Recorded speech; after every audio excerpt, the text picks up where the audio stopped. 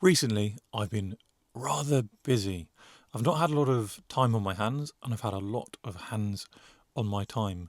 Now, this kind of stress leads me to do less of what I want to do, like making art, and more of what I don't want to do, like procrastinating and doomscrolling.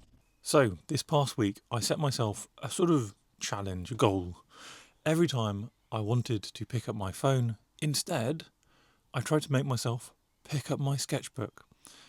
And this video is about what I learned, the sort of tips and tricks which I have given myself to fit more sketching into a busy life. And in some kind of attempt to bring order to my life, I'm going to divide these tips into practical and creative. So the first couple of days didn't go that well.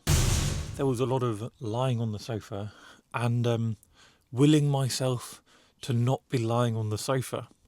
Now, that's quite important, I found, recognising I want to sketch, so get up and make yourself sketch. Well, it's a useful thing to have in your mind, but it's not all about willpower. There were times, for example, where I came and escaped into my van, ready to film, and I hadn't packed my sketchbook.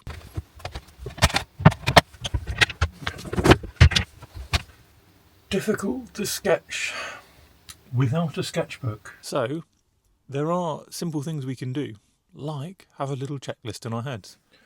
Sketchbook, check. Pen, check. And if you have one of each in any bag you're regularly using, you're going to make more art.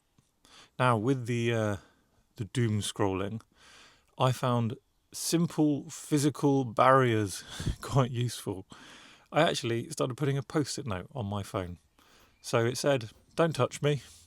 Now, if I really need to pick up my phone, that's not going to stop me. But as that little mental reminder, it really helped. And these tips might seem very silly and small, but honestly, on days sort of 3 and 4, I did notice I was sketching a lot more. And the bits I was doing, a couple more practical ideas, were just sketching when I could.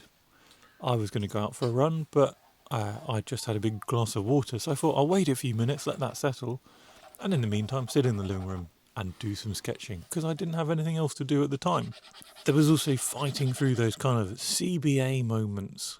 As I said before, willpower's not going to solve the world, but that's where packing light and minimal really helped, because it's much less intimidating, much less hard work to just do something quickly when you're not expecting to unpack a whole studio. Now, day 5 and 6, and I actually now really started sketching. These little changes had really helped me to just be able to do stuff when I wanted to. And this is where we're going to move into the creative tips. What kind of creative things did I manage to change which really helped? Well, firstly, with my change in lifestyle recently, I'm awash with important moments and memories, or things which are relatively unimportant but still nice things to capture about my family. And using sketching to enhance your life. That's very big and philosophical, isn't it? But hopefully you understand what I mean. Using it to capture the memories, whether that is important life events, whether that is a nice holiday, whether that's your favourite drink with breakfast every morning. I found that a really powerful motivator. And don't underestimate what a series of small, simple sketches of parts of scenes, of little memories done, whether it's in a couple of minutes, whether it's in a little bit longer, a little bit more care taken. These things will mean a lot to you in the future. Historically, I guess, the other key factor in my life would be Betty. So making little stories, making little drawings which involve Betty, involve my family, that I found powerful motivator. Then we have the power of leaving things out. I found myself creating curated scenes, so I can take a giant marker to a photo and actually decide this is the bit I'm interested in. And that turns something quite intimidating in the sense of a lot of hard work, into something which is not so hard to capture. And we can kind of curate the view and practice the bit or play with the bit that we want to play with without feeling that we have to get stuck into it all. There are simple ways we can prepare to do that, and previously on this channel I've shared the idea of washi taping out a page, giving you lots of little thumbnails to play with. Great for going on holiday with, but also great for being ready to capture small things. And those small things build up into a really cool page of different scenes, even though they're all small and imperfect. Hopefully you're getting the idea from these little these creative tips. These are things which kind of excite me and motivate me. I know that they're going to be a bit easier. They're going to be a bit less mental work. And yeah, I'm going to end out with pages which I'm really proud of and which I really enjoy. Alas, it doesn't always go like that, does it? Sometimes, however much preparation we do, however much planning we do, however much energy we intend to have, we don't. But we might still want to do something. This is where just doing something different is important. And I found myself kind of working on small things. So, for example, something I'm always wanting to get better at is seeing dark and really sort of crafting scenes out of negative space. So, on days that I didn't want to pick up my pen, I didn't. I picked up a little brush filled with ink and I made scenes in a different way. And I found myself getting engrossed by that.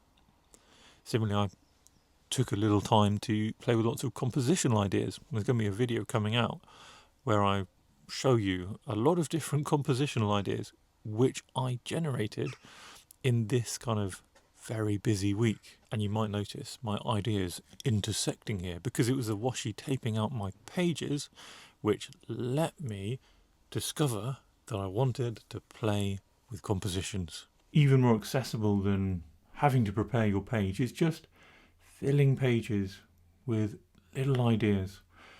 Often people ask me how to draw a tree, and there is no single answer to that. There are a lot of trees, there are a lot of styles of inking, so there are a lot of ways of drawing an oak, but also a million ways of drawing the millions of different trees that exist on our planet.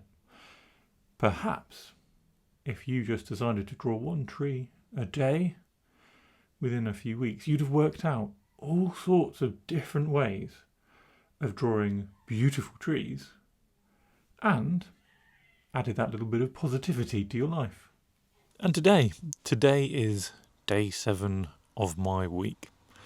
And it's gone so well that I've escaped all my responsibilities and I'm sat in the back of my van. You can read into that whatever you like. But I'm going to spend the next 20 minutes doing some sketching before I go back and take over responsibilities so that Tash can have a break. By the time this video's out, I expect that I will have edited a lot of this footage and popped it up on my Patreon. I have been filming myself a lot in the kind of passive hope that I'd produce something interesting. And quite a lot of the filming worked, actually. So I'm going to add some voiceovers, turn it into proper videos. And if you want to join my Patreon, if you want to see a bit more of the kind of behind the scenes and extra footage like that, then there's a link down below. As ever, if you've enjoyed this, please do hit the like button, subscribe, it means the world, and I'll see you in the next one.